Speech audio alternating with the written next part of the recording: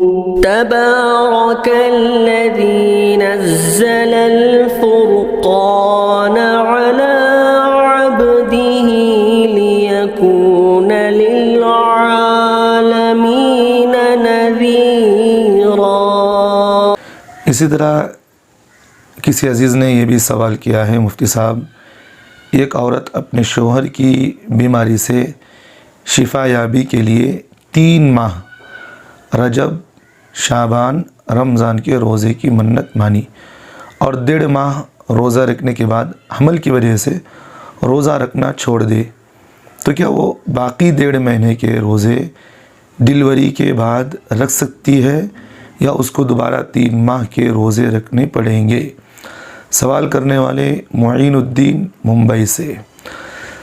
دیکھیں بھائی، ایک تمہیدی بات ذہن میں رکھے، بعد میں مسئلہ آپ کو میں سمجھاتا ہوں۔ تمہیدی بات یہ ہے، دیکھیں نظر ان چیزوں کی ماننا ضروری ہے جو اللہ نے فرض اور واجب نہ کی ہو۔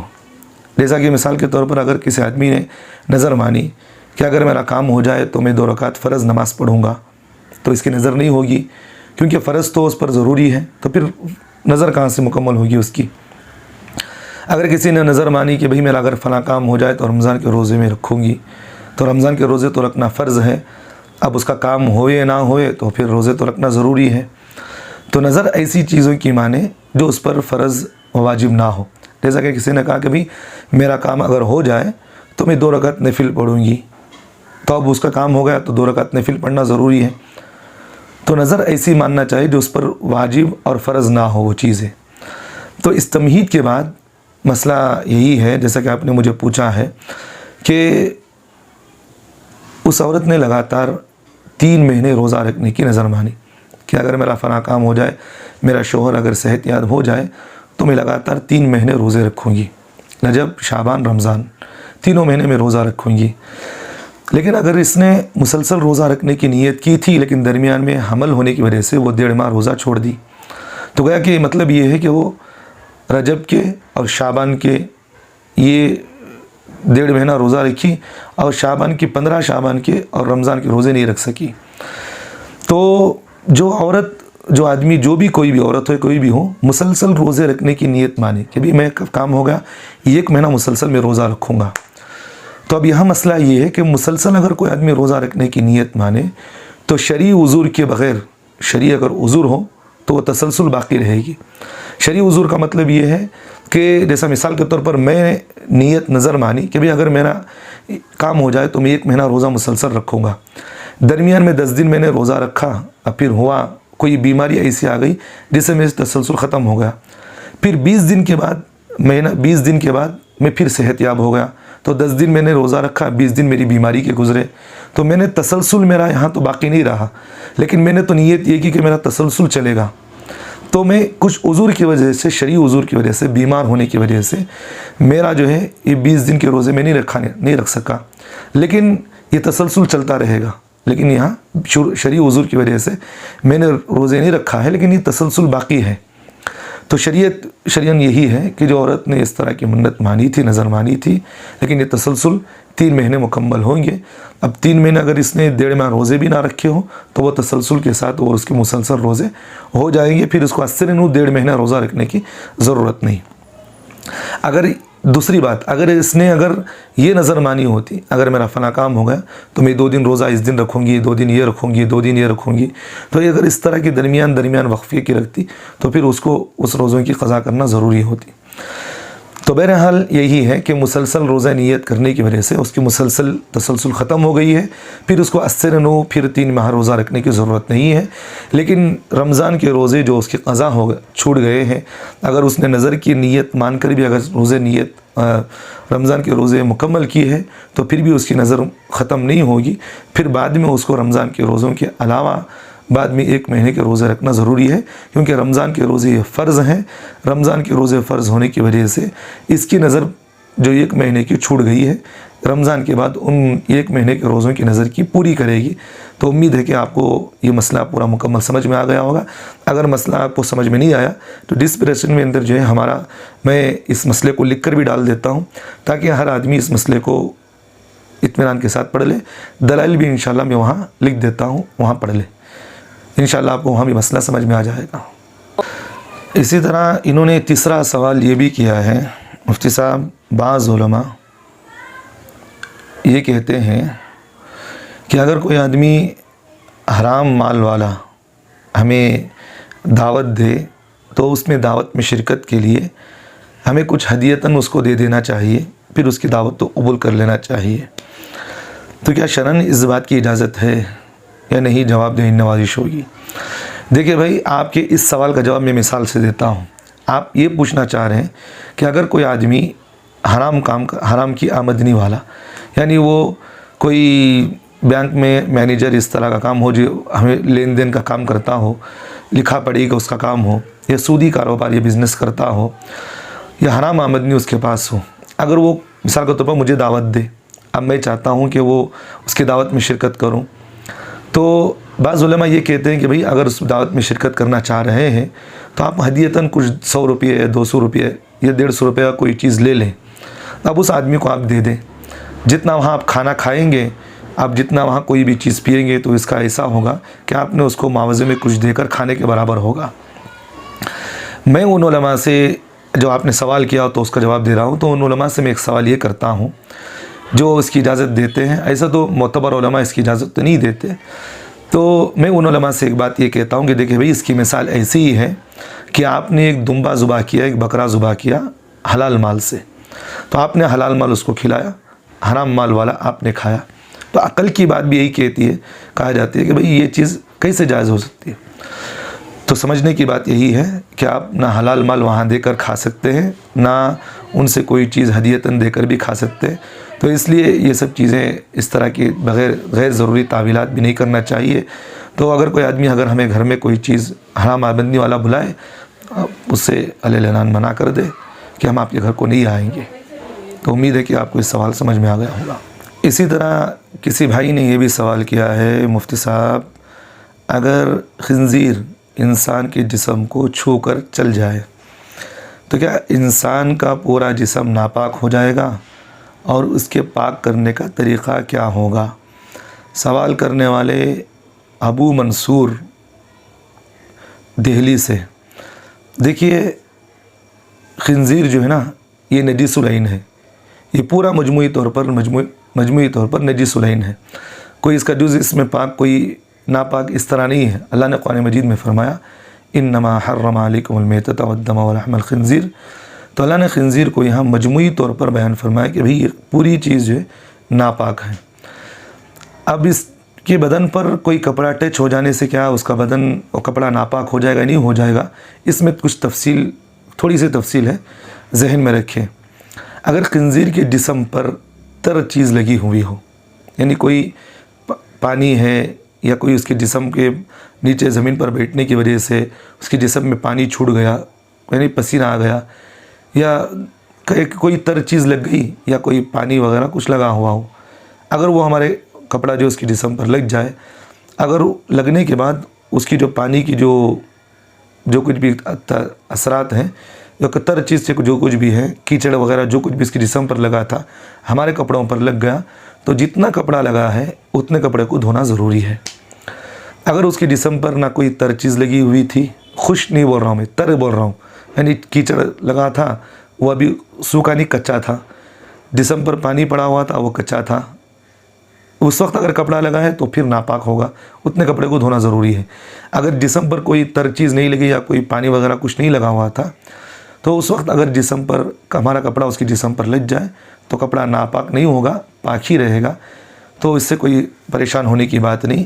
اکثر یہ لوگ پریشان ہو جاتے ہیں اور نمازیں چھوڑ دیتے ہیں, اس لیے کوئی پریشان ہونے کی بات نہیں.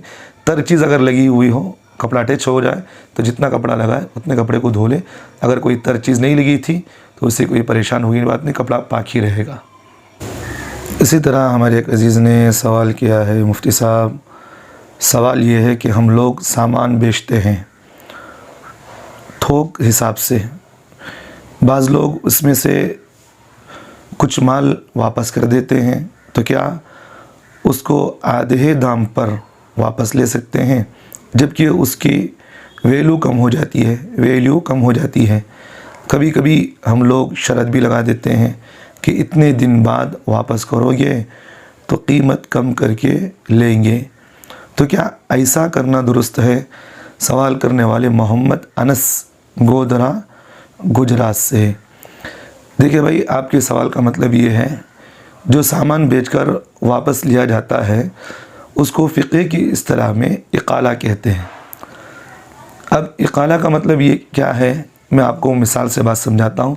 میرے ہاتھ میں ایک موبائل ہے، میں اس موبائل کو جو ہے کسی آدمی کے پاس سے خریدا. میں نے 10,000 سے موبائل خریدا اس کے پاس سے. اب میں جب موبائل واپس کروں گا تو اس آدمی کے لیے ضروری ہے کہ بھئی جتنے پیسے میں دے کر تمہارے پاس لیا ہوں اتنے پیسے مجھے واپس کریں گے، کم و بیشی نہیں کریں گے. اس کو کہتے ہیں اقالہ. تو میرے حال صورت مسئلہ آپ کا یہی ہے کہ جو بھی چیز آپ کو واپس کر کے لا کر دے تو اس کی جتنی قیمت ہوگی اتنی قیمت آپ کو واپس کرنا پڑے گا، اس کو کم و بیشی کرنا درست نہیں ہے. یہ ایک بات. دوسرا آپ نے سوال مجھے بھی پوچھا کہ ہم اس کو دیتے بھی ہیں، وہاں اس کو شرط لگا دیتے ہیں کہ بھئی اگر واپس کریں گے تو ہم آدھی قیمت دیں گے، یا نہیں تو آپ اس کو شرط یہ بھی لگاتے ہیں جیسا کہ آپ نے مجھ سے پوچھا کہ تاریخ طے کر دیتے کہ فلاں تاریخ کے اندر لا کر دیں تو ہم آپ کو اتنا پیسہ واپس دیں گے، اگر فلاں تاریخ کے بعد دیں گے تو پھر اتنا پیسہ ہم اس میں سے پکڑیں گے. تو اس طرح کرنا بھی جو ہے درست نہیں ہے.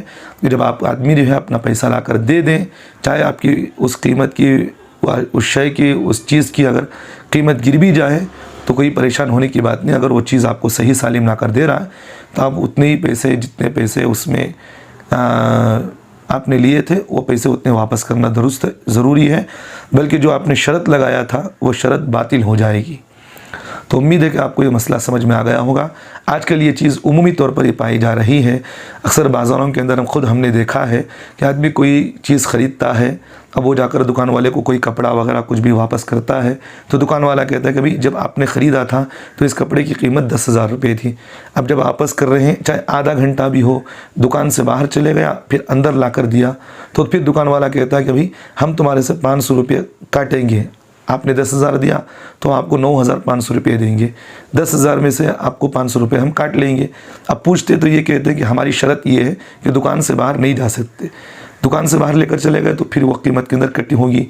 تو اس طرح کی جو شرط لگائی جاتی ہے یہ شرط باطل ہے، نہیں لگانا چاہیے. جتنے پیسے وہ دیے اتنے پیسے واپس کرنا ضروری ہے. اگر وہ پیسے آپ لے رہے ہیں تو جتنی قیمت آپ نے اس سے لی ہے وہ پیسے پوری واپس کرنا ضروری ہے. اگر آپ واپس نہیں کرتے تو آپ ظالم ہوں گے، وہ پیسے آپ کے لیے حلال نہیں بلکہ حرام ہوں گے. کیونکہ اللہ کے رسول صلی اللہ علیہ وسلم نے فرمایا کسی آدمی کا مال اس کی دل کی رضامندی کے بغیر استعمال نہیں کر سکتے. تو سامنے والا آدمی آپ کو اپنی رضامندی کے ساتھ مال تو نہیں دے رہا ہے، تو اس لیے جتنا مال، جتنی وہ قیمت ہے وہ مال دینے کے بعد اتنی قیمت اس کو واپس کرنا ضروری ہے. ہاں اگر اس مال کے اندر کچھ کم و بیشی ہو جائے، بھئی مثال کے طور پر آپ نے ایک موبائل کسی کو دیا 10,000 کا، واپس لا کر دیا، اگر اس میں کوئی کم و بیشی ہے تو پھر اتنا پیسہ آپ پکڑ لیں، اگر کم و بیشی نہیں تو پھر اس کو پیسہ پورا واپس کرنا ضروری ہے. آپ اس میں سے کچھ بھی نہیں پکڑ سکتے، چاہے آپ نے شرط لگایا ہو یا آپ نے تاریخ طے کی ہو، جو کچھ بھی آپ نے کیا ہے تو یہ شرط باطل ہوگی. لیکن جتنا پیسہ وہ پیسہ واپس کرنا ضروری ہے. اللہ ہم تمام کو عمل کی توفیق دے. اسی طرح ہمارے ایک عزیز نے سوال کیا ہے، مفتی صاحب بہت سے لوگ اپنی مصنوعات اور مال کو فروخت کرنے کے لیے جو تشہیر کے ڈیجیٹل ذرائع استعمال کرتے ہیں، جیسے ویڈیو بنا کر اپنی چیزوں کی تشہیر کرتے ہیں تو اس میں میوزک بھی شامل کر دیتے ہیں، تو اس طرح کرنا شرعاً کیسا ہے؟ جواب دیا ان نوازش ہوگی. دیکھیے بھائی، اپنی مصنوعات کی تشہیر میں اس میں میوزک شامل کرنا ناجائز گناہ ہے. اور اس میں سب سے پہلی بات تو یہ ہے کہ اللہ تعالیٰ کی ناراضگی کا سبب بنے گی. اور دوسری چیز، اگر اس طرح کا مال آدمی فروخت کرتا ہے میوزک وغیرہ لگا کر کے تو اس مال کے اندر بے برکتی ہوگی. اور تیسری بات یہ ہے کہ اللہ تعالیٰ جو ہے اس آدمی کو گناہ یہ دیں گے کہ لوگوں کو میوزک سنانے کا گناہ بھی دیں گے. تو اس لیے اس طرح کی تشہیرات نہیں کرنا چاہیے. مال اگر بیچنا ہی ہو صاف طریقے سے بیچیں، اللہ اس مال میں برکت دیں گے. میوزک وغیرہ لگا کر بیچنا گناہ ہے اور اللہ تعالیٰ کی ناراضگی کا سبب بھی ہے یہ. اسی طرح ہمارے ایک عزیز نے سوال کیا ہے، مفتی صاحب فدیہ کیا ہے؟ کس عمر میں اور کس حالت میں دیا جاتا ہے، کتنا دینا پڑتا ہے اور کس کو دینا چاہیے، جبکہ عمر 70 پر 4 70 پر 5 سال ہو، بیماری اور کمزوری کی وجہ سے روزے کی طاقت نہ رکھتی ہو تو کیا فدیہ دے سکتے ہیں؟ سوال کرنے والے محمد امین صاحب متحد پردیش۔ دیکھیں بھائی، فدیے کا جو تعلق ہے وہ عمر سے نہیں بلکہ بیماری سے ہے، معذوری سے ہے۔ جیسے مثال کے طور پر یہ ایک آدمی ہے جس کی عمر چاہے وہ 70 سال 80 سال 90 سال 100 سال یا 100 سال سے اوپر ہو، اگر وہ طاقتور ہے تو اس کے لیے روزہ رکھنا ضروری ہے، فرض ہے اس کے لیے روزہ رکھنا۔ اگر معذور ہے یعنی وہ بیماری اور یا معذوری اتنی سخت ہے کہ آگے چل کر بھی وہ معذوری بیماری ختم ہونے کی امید نہیں ہے، وہ ہمیشہ ایسے ہی رہے گا، تو وہاں اس کے لیے حکم یہ ہے کہ ابھی وہ ایک روزے کے بدلے ایک صدقہ فطر کے مقدار وہ مال دے دیا کرے۔ جیسا کہ مثال کے طور پر میں اس بات کو یہ مثال سے سمجھا دیتا ہوں، ایک آدمی ہے جس کو زندگی بھر کینسر آ گئی، اب وہ ناشتے میں، دوپہر میں، شام میں ہمیشہ گولیاں کھا رہا ہے۔ اب اس کو اس بات کی امید ہے، اس بات کی بھئی زندگی بھر مجھے کھانا بھی ہے، ڈاکٹر نے کہا کہ پوری زندگی تجھے کھاتے ہی رہنا ہے۔ اب یہ آدمی صحت یاب ہونے کی امید ہی نہیں ہے، تو یہ آدمی معذور ہے، بیمار ہو گیا ہے۔ اب یہاں اس کے لیے ضروری یہی ہے کہ بھئی ایک روزے کے بدلے ایک صدقہ فطر دے دیا کرے، تو روزے کا فدیہ یہ ہے۔ اور دوسرا آپ نے مجھے سوال یہ پوچھا کہ فدیے کی مقدار کیا ہے۔ دیکھیے، فدیے کی جو مقدار ہے وہ ایک صدقہ فطر ہے، اور اس کی قیمت کیا ہوگی آپ اپنے علاقے میں معلوم کریں، کیونکہ سال سال اس کی قیمتیں بڑھتی رہتی ہیں، گھٹتی بھی رہتی ہیں، ہر علاقے کے اندر گھٹتی بڑھتی رہتی ہیں۔ تو صدقہ فطر کی مقدار ایک روزے کے برابر جو ہے اس کے روزے کا فدیہ ہے۔ اور اسی طرح فدیے کا مصرف کیا ہے؟ دیکھیے، فدیے کے جو مصارف ہیں وہ فقراء اور مساکین ہیں، اور اگر کوئی آدمی رمضان میں روزی نہیں رکھا، اس کا اگر فدیہ دینا چاہ رہا ہے تو فقراء اور مساکین کو دینا ضروری ہے۔ اگر مالدار کو دیں تو پھر ادا نہیں ہوگا، فقراء اور مساکین کو دینا ہی ضروری ہے۔ امید ہے کہ آپ کے ہر سوال کا جو ہے جز کا جواب میں نے دے دیا ہے، آپ کو سمجھ میں بھی آ گیا ہوگا۔ ہمارے ایک عزیز نے اسی طرح سوال کیا ہے، مفتی صاحب ہمارے یہاں کینٹین میں بہت سارے کینٹینیں ہیں جس میں تمام ضروریات کی چیزیں بازار کے بنسبت بہت کم قیمت پر دستیاب ہوتی ہیں، اور وہ فوجیوں کے لیے مخصوص ہیں۔ داخلے کے لیے ایک کارڈ ہوتا ہے ان لوگوں کے پاس، اس کے ذریعے اگر وہ ہمیں شاپنگ کرا دیں تو یہ ہمارے لیے جائز ہوگا یا نہیں؟ جواب دیں، نوازش ہوگی۔ سوال کرنے والے محمد اختر الایمان، جموں کشمیر۔ دیکھیے بھائی، کینٹین میں جو سامان آتا ہے وہ خاص قسم کا اور اوریجنل مال ہوتا ہے، اور وہ مال صرف فوجیوں کے لیے ہوتا ہے، دوسروں کے لیے نہیں ہوتا۔ اب حکومت جس آدمی کو کارڈ دیتی ہے وہی آدمی وہ کارڈ استعمال کر سکتا ہے۔ اب کسی آدمی کو دوسرے کو کرائیں گے تو اس کی شرعاً اجازت نہیں ہے، حتیٰ کہ اگر حکومت لوگوں کو اگر یہ معلوم ہو جائے، حکومت کو اگر اس بات کا علم ہو جائے کہ بھئی آپ نے جو حکومت مجھے کارڈ دے رکھی ہے، میں دوسروں کو بھی اس کو ڈسکاؤنٹ کے ذریعے سے دلا دیتا ہوں، تو حکومت اس پر بہت سے سخت کارروائی کرتی ہے۔ تو اس لیے شرعاً اس بات کی اجازت نہیں ہے کہ آپ اپنے کارڈ سے دوسروں کو کم قیمت پر کوئی چیز دلائے، کوئی چیز کھلائے پلائے اور اس کو اس مال کا مالی بنائے، اس بات کی شرعاً اجازت نہیں ہے۔ ایک طرح کا ایک دھوکہ ہے، اور شریعت میں دھوکہ دینا جائز نہیں ہے۔ اور اللہ کے رسول صلی اللہ علیہ وسلم نے فرمایا، من غش فلیس منا، جو دھوکہ دے وہ ہم میں سے نہیں۔ تو اس لیے ایک طرح کا یہ دھوکہ ہے اور جھوٹ بولا ہے، اور بظاہر شریعت میں اس کی اجازت بھی نہیں ہے۔ آپ کو ایک کارڈ دے رکھے ہیں حکومت سے، وہ آپ ہی استعمال کریں، دوسروں کو اس کے ذریعے سے آپ شاپنگ کرانا اور پھر اس ذریعے سے دوسروں کو کھلانا پلانا، تاکہ وہ آدمی آپ کے کارڈ سے وہ خود پیدا حاصل کر رہا ہے، اس طرح شرعاً جائز نہیں۔ آپ استعمال کریں، اگر حکومت کو یہ چیز معلوم ہو گئی تو پھر آپ کو سخت سے سخت کارروائی بھی ہو سکتی ہے۔ تو جان اور مال کی حفاظت کرنا یہ بھی تو ضروری ہے، تو اس لیے ان سب چیزوں سے پرہیز کریں اور اس طرح کی بے اصولی اور بے ہودگی کے کام نہیں کرنا چاہیے۔